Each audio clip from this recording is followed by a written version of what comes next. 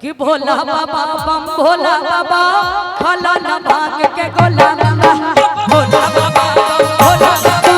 फला न भाग के गोला बाबा अरे भोला बाबा बम भोला बाबा फला न भाग के गोला बाबा भोला बाबा बम भोला बाबा फला न भाग के गोला बाबा अरे फला न भाग के गोला बाबा फला न भाग के गोला बाबा अरे फला न भाग के गोला बाबा भोला भोला बाबा फला न भाग के गोला बाबा भोला बाबा बम भोला बाबा फला न भाग के गोला बाबा भोला बाबा बम भोला बाबा फला न भाग के गोला बाबा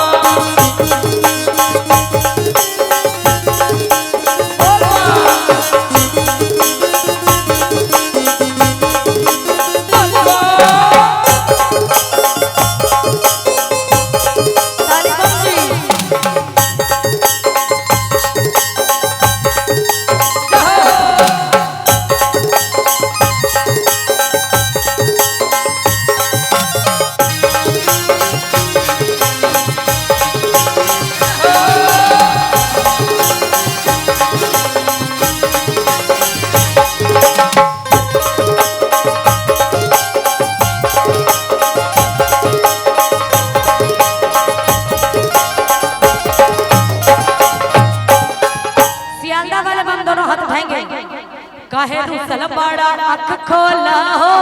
मुख से कुछ बोला काहे रुसल बड़ा आँख खोला हो मुख से कुछ बोला हो रुसल बड़ा कुछ बोला हो मुख से कुछ बोला काहे रुसल बड़ा आँख खोला हो मुख से कुछ बोला हो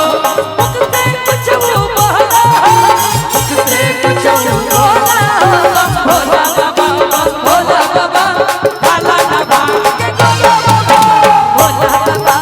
भोला बाबा फला न भाग के गोला बाबा अरे कावने गाजरिया गाजरी हो रे हमर भोला बाबू नहीं दे अरे कावने गाजरिया गाजरी हो रे हमर भोला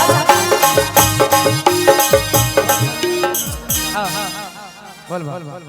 सियालदा साहेब हम जी लो एक बार दोनों हाथ भाई हाय रहे इतना हमारे 50 रुपया दिए बहुत बहुत धन्यवाद